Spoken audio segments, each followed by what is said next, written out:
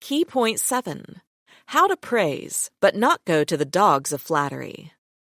Studies have shown that compliments from a new person have a more powerful effect than those from someone you already know. Compliments weigh more when said to someone you haven't seen before. When complimenting someone, start with a discreet remark.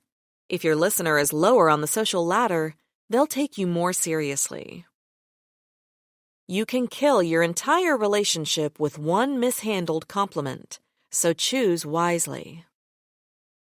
Compliment anyone. Grapevine glory. Imagine hearing someone compliment you to someone else behind your back. You will feel thrilled and flattered immediately. Tell about someone you like to your friend.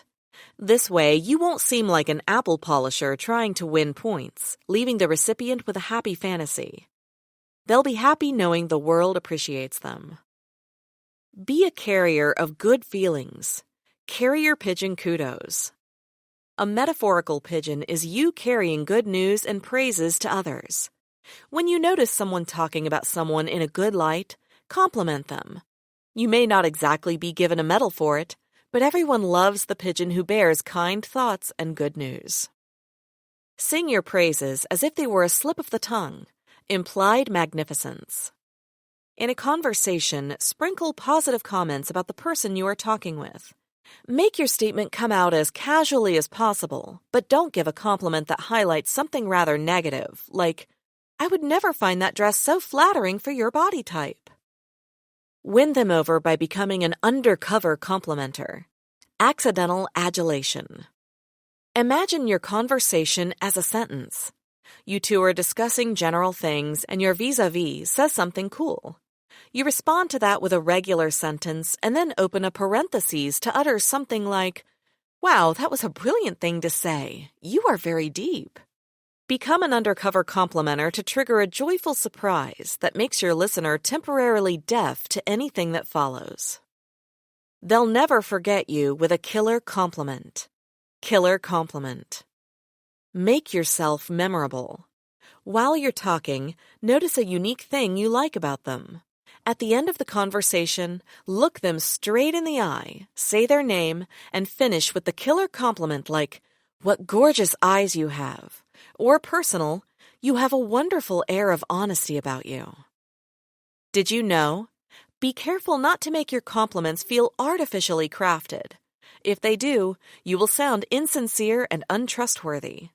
Instead, find something you like about the person and give a genuine compliment. Key point 8.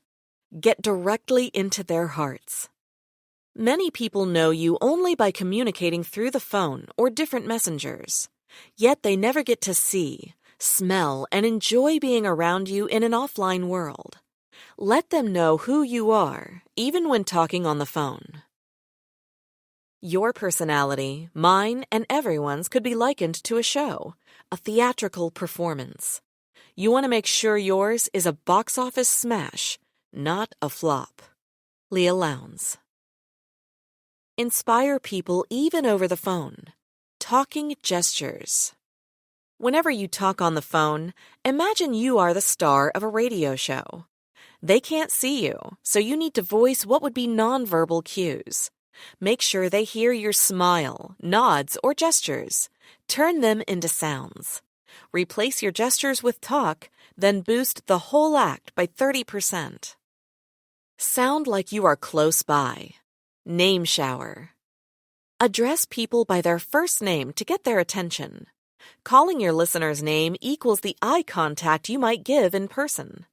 It will sound like you are flirting as you keep saying someone's name in person, but there's more distance between you on a call, so feel free to use their name once in a while.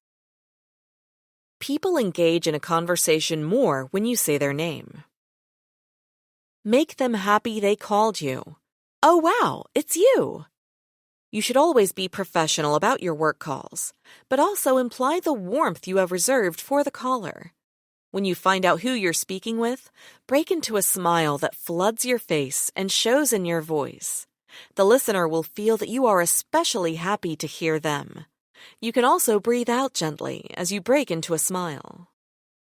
Sneak past the gatekeeper. Sneaky screen.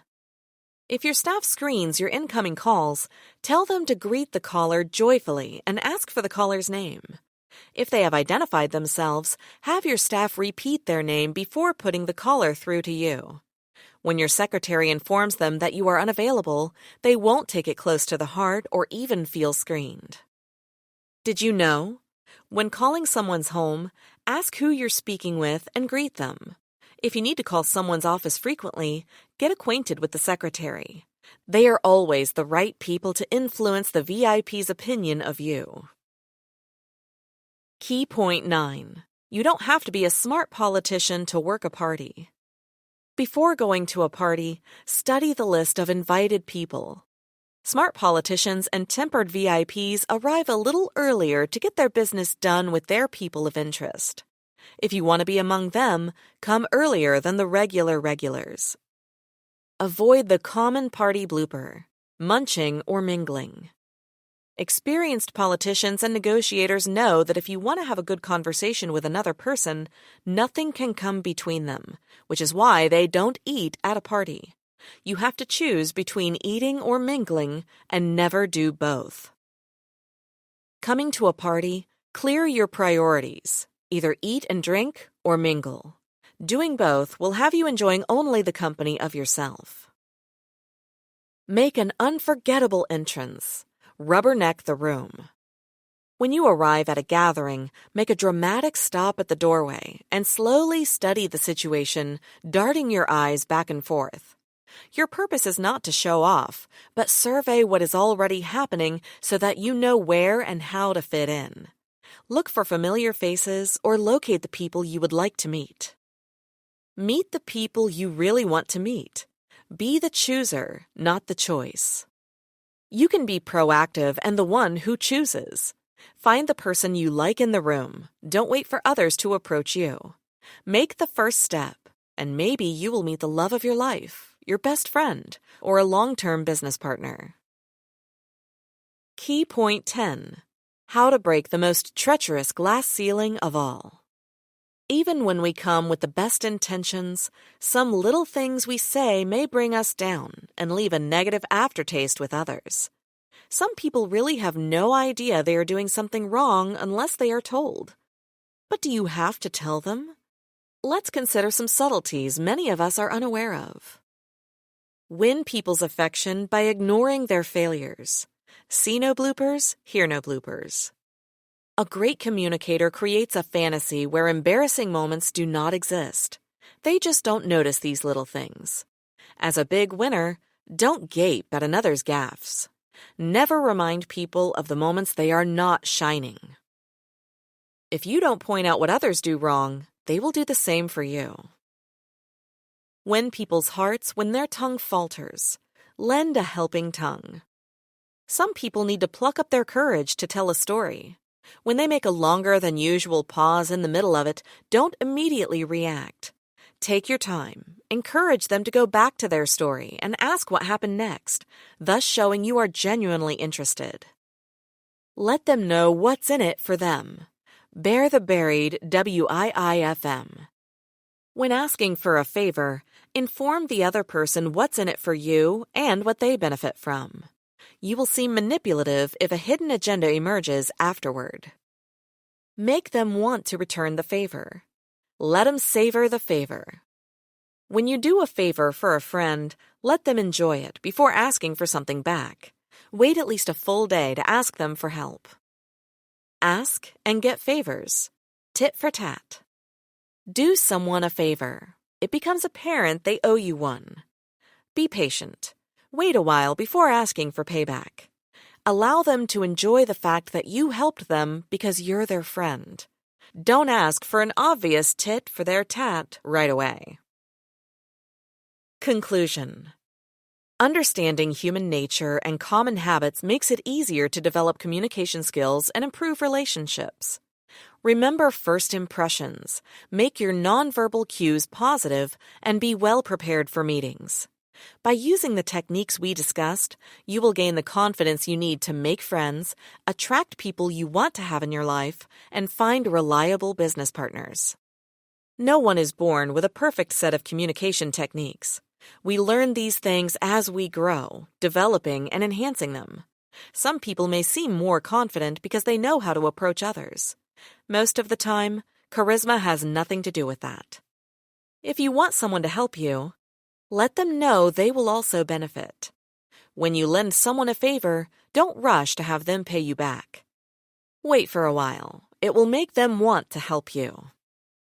Try this. Before jumping into a conversation, estimate your interlocutor's mood. Listen to their voice carefully to sense their emotional state of mind. Do they sound worried, angry, or perfectly fine? Then take a look at their facial expression. Does that support the idea you got from voice sampling? If you want them to identify with your thoughts, match their mood to their voice tone before starting the talk.